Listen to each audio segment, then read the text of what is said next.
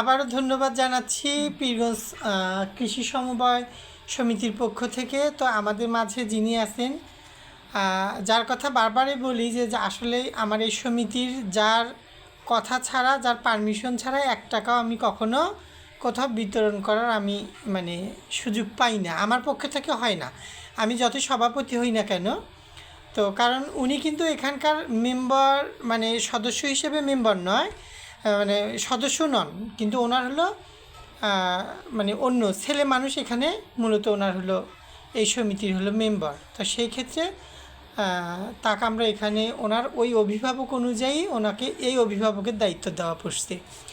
তো তার পাশাপাশি এখানে তো আমি অতীতে অনেক ভিডিওতেই দেখাইছি যে এটা একটা গভর্নমেন্ট থেকে রংপুর জেলা সমবায় অফিসারের পক্ষ থেকে আমাদেরকে এই লাইসেন্সটা, বিগত যে নির্বাহী কর্মকর্তা ছিলেন খাদিজা আপু, তো উনি মূলত আমাদেরকে এই লাইসেন্সটা প্রদান করছেন। তো আজকেও অনেক সদস্য আমাদের এখানে আসছে এবং আমরা যেটা নিয়মিত এখানে আমরা একটা প্রতি সপ্তাহে একটা সঞ্চয় জমা করি, এই অর্থটাই মূলত আমরা সুদমুক্ত, যেটা আমরা একটা কথা বলে থাকি, সেই অর্থটা আমরা মূলত বিতরণ করে থাকি। তো এখানে কেউ টাকা নেওয়ার জন্যও আসছে এবং এই যে ফারুক তো আমাদের নিয়মিত সদস্য এখানকার, ওর টাকাটাও কিন্তু কেউ না কেউ পায় এভাবেই। তো যাই হোক, আর কিছু বাড়তি কথা বলছি না। তো আমাদের রুমটা এতটাই ছোট, তো আমি কিছুদিন আগে কিন্তু রংপুর পৌর জেলা যিনি প্রশাসন দায়িত্বের, যে পীরগঞ্জের সাইফুল ইসলাম ভাইয়ের কাছে গেছিলাম আমার সমিতির বিষয় নিয়ে। তো আলহামদুলিল্লাহ উনি আমাকে যথেষ্টভাবেই যেটা বলার দরকার সেভাবেই বিদায় দিছে বা হয়েছে। তো তারপরেও ডিসি সাহেবের সাথেও দেখা হয়েছে আমার এই সমিতির বিষয় নিয়ে, কথা বলে আসছি। তো জানি না কতটুকু কি হবে, মানুষের পিছনে না ঘুরলে আসলে কোনো কিছুই সাকসেস করা যায় না।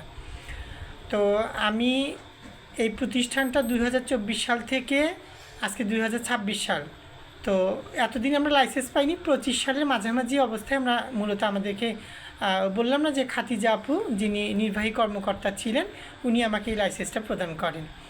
তো তো এখানকার যে বিষয়টা বুঝাচ্ছি যে এখানে আমরা প্রত্যেক সপ্তাহে সেই 24 সাল থেকে এই পর্যন্ত আমরা 100 টাকা করে দিয়ে আজকে আমাদের প্রত্যেকটা সদস্যর প্রায় অনেক টাকা জমা হয়েছে। এই টাকাটাই আমরা কাউকে না কাউকে যে আমরা যে আসলেই বুঝাবার চেষ্টা করি যে এই টাকাটা আমরা 5 বছর পরে আসলে কোথায় আবার কি হবে, 5 বছর পরে আমার সদস্যটা কি পাবে।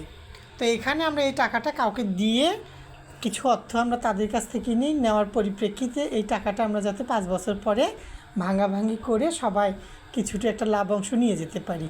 এটাই হচ্ছে সমিতি শব্দের অর্থ, একত্রিত বা দলমত একসঙ্গে নিয়ে মনের ভাব প্রকাশ করাকেই সমিতি বলা হয়। কি ফারুক সাহেব, তাই কি না? তো আমার সদস্যের কাছ থেকেই, তাই কি না? হ্যাঁ, এই যে ফারুক সাহেবও ওই কথা বলতেছে। আর ওনারা আমাদের মূলত সদস্য নন, ওনারা অতিথি মানুষ আসতে আমাদের এখানে। তো থ্যাংক ইউ, সবাই ভালো থাকবেন, আমাদের সমিতির জন্য বিশেষ করে দোয়া করবেন। আমরা কিন্তু আমাদের এই সমিতি থেকে 15টা ইউনিয়নে হত দারিদ্র লোকদের মাঝে যাওয়ার চেষ্টা করি। আপনারাও আমাদেরকে অবশ্যই বলবেন, আমরা আমাদের যতটুকু পারি সাধ্য মোতাবেক আমরা আপনাদেরকে নানাভাবে হেল্প করব।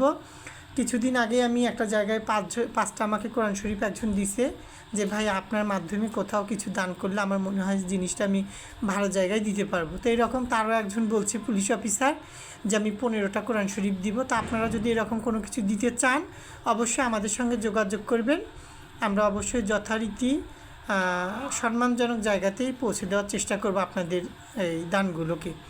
আর কিছু বলছি না, সবাই ভালো থাকবেন, সুস্থ থাকবেন, আল্লাহ হাফেজ, আসসালামু আলাইকুম।